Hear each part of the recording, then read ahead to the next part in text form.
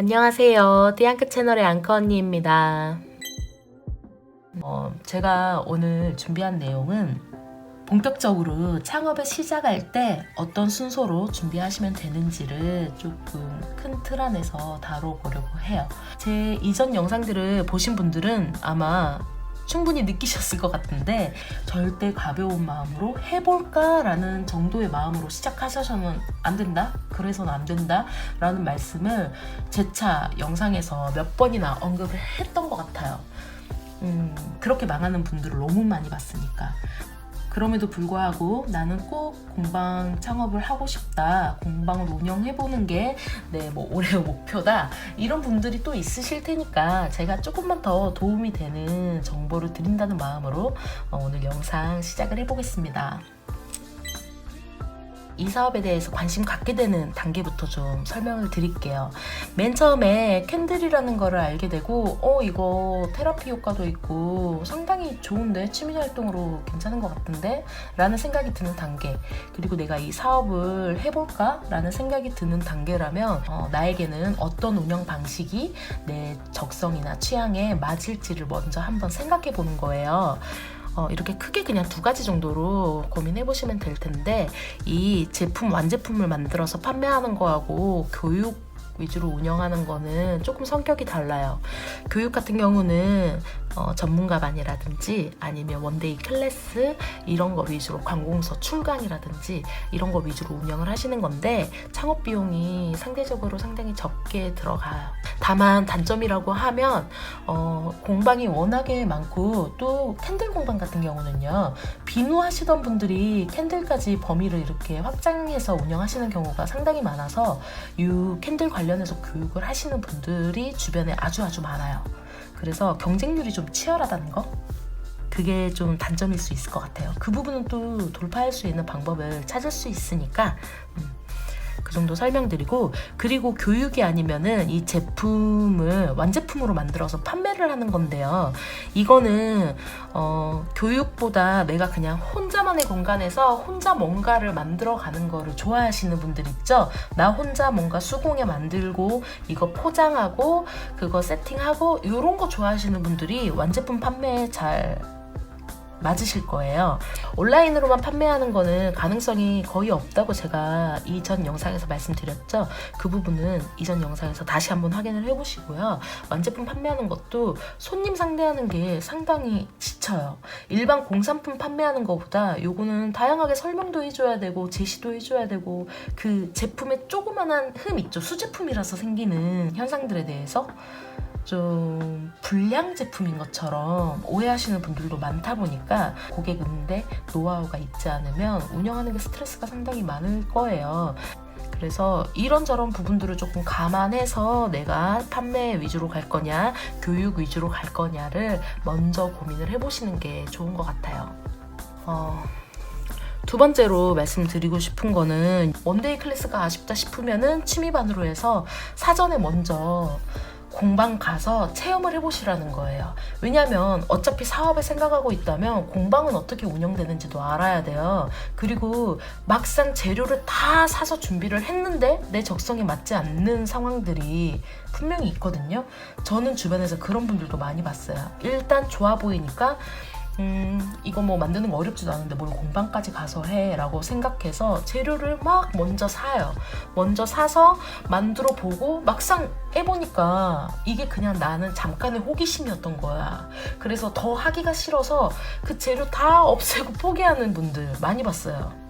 그리고 일단은 캔들에 관심을 가졌지만 내가 지금은 캔들만 봐서 캔들이 좋아 보이지, 막상 했을 때는 캔들이 나한테 진짜 안 맞을 수도 있거든요.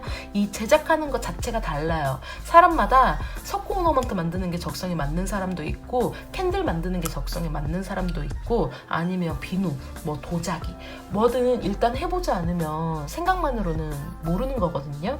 그래서 이 원데이 클래스나 취미반을 통해서 체험을 먼저 해보고 나한테 맞다면 그 다음 단계로 넘어가라고 설명을 드리고 싶어요. 비누하고 캔들 같은 경우, 그리고 향수까지는 비슷한 분야라서 내가 이거 하다가 여기까지 뻗어나가고 이거 하다가 여기로 뻗어나가고 하는 게 불가능하지 않아요.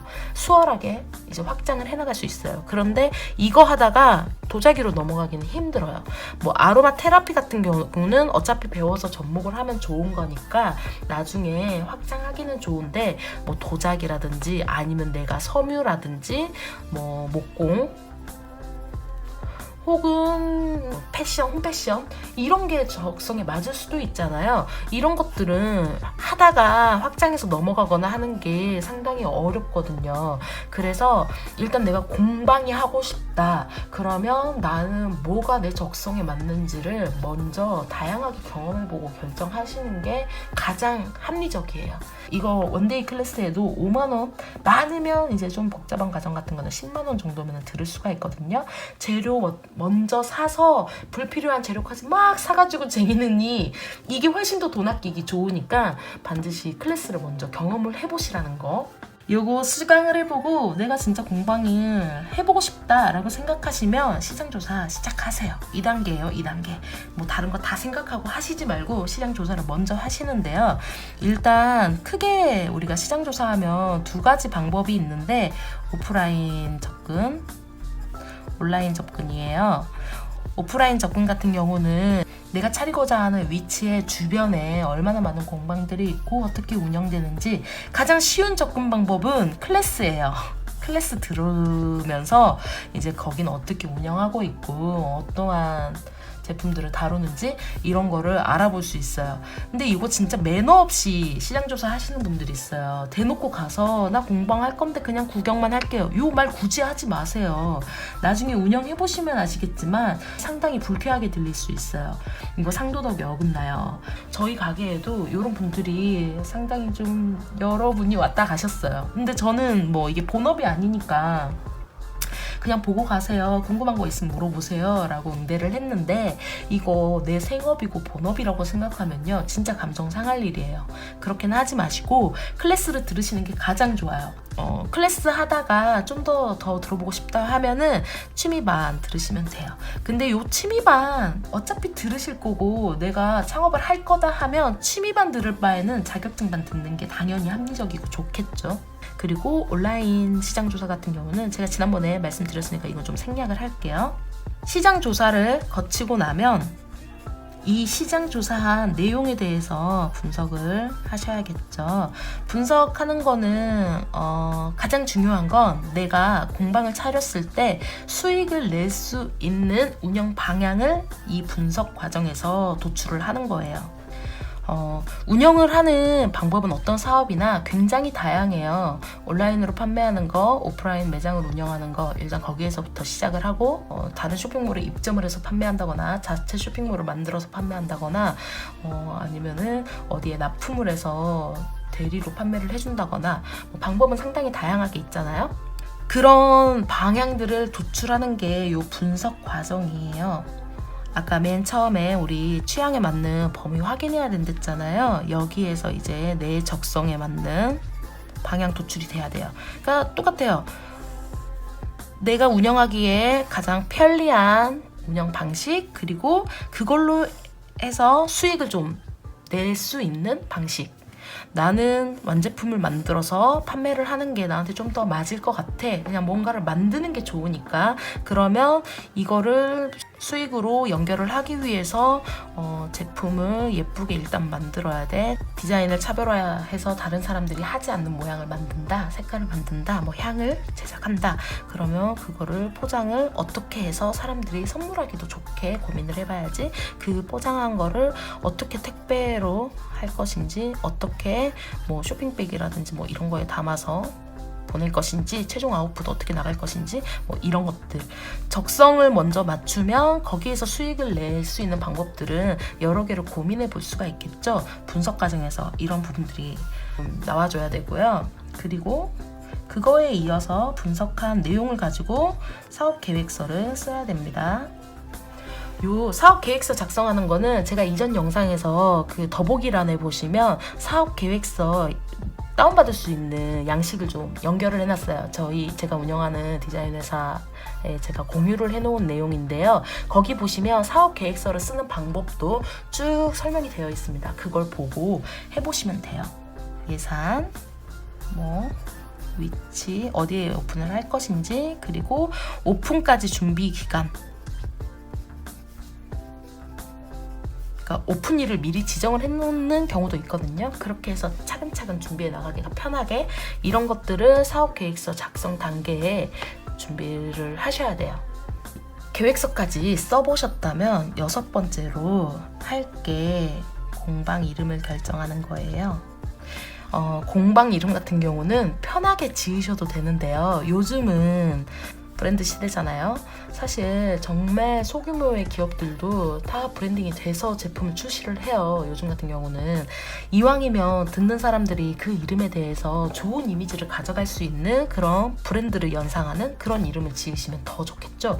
이 부분은 네이밍이라는 키워드로 검색을 해보시면 네이밍을 하는 방법에 대해서 설명이 아주 잘 되어 있어요.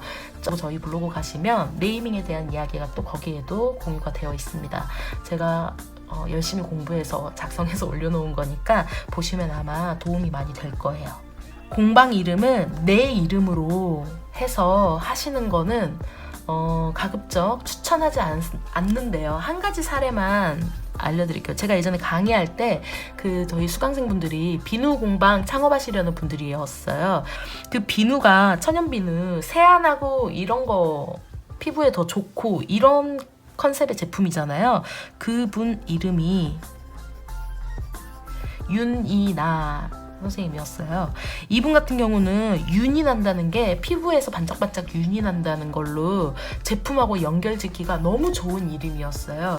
이 이름으로 하고 싶다고 하셨고 저도 너무 좋다, 디자인만 잘 따라가 준다면 이름하고 매치돼서 잊어버릴 수 없는 브랜드가 되겠다라고 설명을 드렸어요. 이런 방법으로 이름을 넣어서 하시는 경우도 있어요. 이런 경우가 아니라면 굳이 이름을 붙여서 하시는 거는 요즘은 좀 지양하는 방법이에요. 2단계에서 이제 같이 준비하셔야 하는 게 자격증이 필요하다면 자격증 취득을 하시면 좋겠죠. 전문가반 들으시면은 자격증 취득까지, 그러니까 속성으로 배우면 2, 3일 내에도 가능하고요. 선생님하고 일정을 좀 맞추다 보면 2, 3주 만약에 직장인이시라면 한 달 이상 소요가 될 수 있어요. 그래서 이 자격증 반 듣기 시작하는 거는 요 시장조사 하고 나서부터 하셔도 되고, 이 전에 좀 빨리 준비해야 되겠다 싶으면은 내 취향에 맞는지 확인한 다음에 그 자격증 하셔도 괜찮아요. 그 브랜드 이름을 결정을 하시면 그거를 상표 출원 하시면 좋습니다. 상표 출원 같은 경우는 요즘 같은 경우 브랜드 제작하면은 상표 출원 할 수 있으면 꼭 하시라고 권장하거든요. 이 출원권을 갖고 있지 않아서 브랜드를 잘 키워놓고 자기 브랜드인데 내가 만들어 온 건데 내 이름 베껴가지고 먼저 출원한 사람 때문에 내가 내 이름을 쓰지 못하고 전량 폐기하고 전부 다 인쇄물 같은 거, 간판 같은 거 다 다시 새로운 이름으로 만들어야 되는 그런 경우들이 생각보다 꽤 있었어요, 주변에. 그래서 상표 출원을 하실 수 있다면 출원을 하시라고 말씀드리고 싶어요.